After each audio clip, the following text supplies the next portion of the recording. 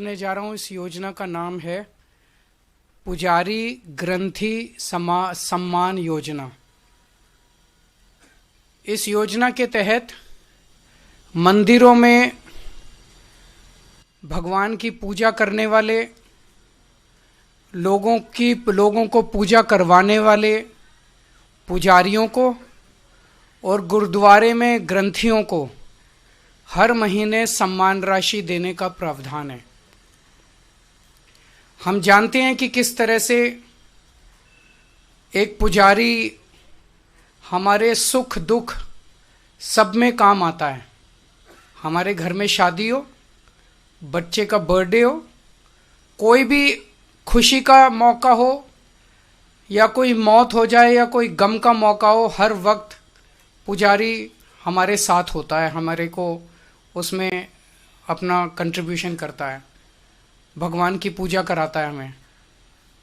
ये वो तबका है जिसने सदियों से हमारी परंपराओं, हमारे रीति रिवाजों, इसको पीढ़ी दर पीढ़ी, एक तरह से जो गुरु शिष्य परंपरा पीढ़ी दर पीढ़ी इसने आगे बढ़ाया है, हमारी संस्कारों को, हमारी रीति रिवाजों को, हमारे परंपराओं को।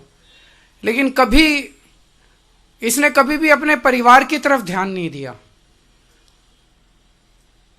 और कभी भी हम लोगों ने इनकी तरफ ध्यान नहीं दिया। हम मंदिर जाते हैं, पूजा करते हैं, लेकिन कभी भी इनकी तरफ हमने ध्यान नहीं दिया। आज इस योजना के जरिए हम इसे, मैं वेतन या तनख्वाह नहीं कहूंगा, एक तरह से इनका सम्मान करने के लिए इसकी घोषणा कर रहे हैं कि लगभग 18,000 रुपये महीना इनको सम्मान राशि दी जाएगी हमारी सरकार बनने पर। देखिए, अरविंद केजरीवाल दिल्ली को पहले तो लूट से मारे हैं, बहुत समय तक झूठ से मारे हैं और अब एक धोखाधड़ी से मार रहे हैं। 10 साल हो गए अरविंद केजरीवाल की सरकार की। इस 10 साल में अरविंद केजरीवाल ने किसी महिला को कोई सम्मान दिया? झूठ इतना कि जब 2024 का लोकसभा का चुनाव था तब भी इन्होंने कहा था और फॉर्म भी भरवाए थे कि हम 1,000 रुपया महीना दिल्ली की हर महिला को देंगे। चुनाव खत्म, भूल गए।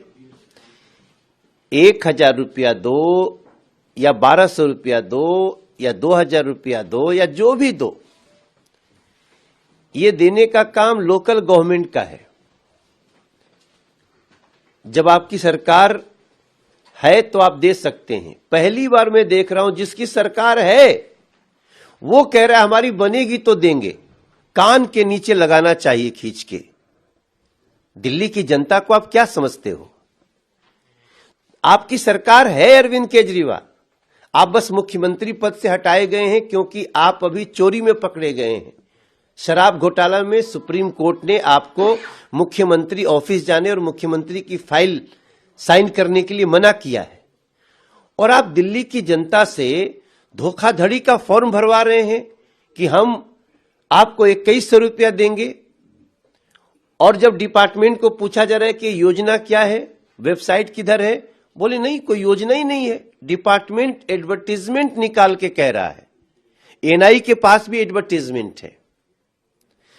तो ये धोखाधड़ी क्यों? अगर अरविंद केजरीवाल 3 बार मुख्यमंत्री पद पे बैठने के बाद भी दिल्ली की जनता को धोखा देना चाहता है तो मैं समझता हूं कि हमें इस अधिकार है कि ऐसे व्यक्तियों पे एफआईआर हो, इनकी धोखाधड़ी की जांच हो और थैंक गॉड अभी इसकी जांच शुरू होगी। ये तो चुनावी घोषणाएं हैं। देखो साहब, सरकार से तो जवाब ये पड़ना चाहिए कि अगर आप सरकार में हो तो ये पहले क्यों नहीं किया, आज क्यों कर रहे हैं भाई? खासकर आप चलो कोई नई परियोजना की बात करो तो होता है कि हमने जैसे 100 सड़कें बनाई, अब हम 50 और बनाएंगे।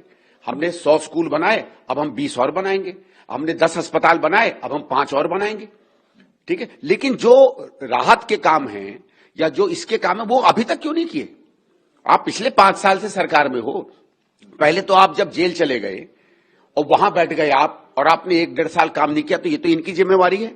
उस समय इस्तीफा क्यों नहीं दिया? उस समय काम क्यों नहीं किया? और उसके बाद सुप्रीम कोर्ट ने जब इन पर इनको बेल दी और कहा कि बेल तो आप ले सकते हो, लेकिन आप मुख्यमंत्री बनके कोई भी काम नहीं कर सकते हो, और ये जानते थे कि आप मुख्यमंत्री रहेंगे तो एक तरीके से बिल्कुल पंगु मुख्यमंत्री बन जाएंगे, तो इस्तीफा देकर इन्होंने आतिशी जी को बना दिया। इनसे तो मैं ये भी पूछना चाहता हूं कि आप अगर इसके बाद, क्योंकि आप कह रहे हो ना फिर लाएंगे केजरीवाल, इनका लाएंगे मतलब मुख्यमंत्री बनाएंगे, अगर आप मुख्यमंत्री बन भी जाते हो, वैसे तो चुनाव नहीं जीतेंगे, तो फिर भी आप फाइल नहीं साइन कर पाओगे, जो स्कीमों का आप वायदा कर रहे हो ये आप नहीं ला पाओगे। बतौर मुख्यमंत्री ये 1 रुपया भी नहीं बांट पाएंगे किसी को, जिस तरह सुप्रीम कोर्ट ने कहा कि आप फाइल नहीं साइन कर सकते, आप सरकार की मीटिंग में नहीं जा सकते। तो या तो केजरीवाल इस बात को कहें कि मैं मुख्यमंत्री नहीं रहूंगा, जो और आम आदमी पार्टी का होगा अगर बनेगा तो वो करेगा, या तो इस बात को स्पष्ट करें, क्योंकि अगर आप मुख्यमंत्री बनोगे तो आप एक स्कीम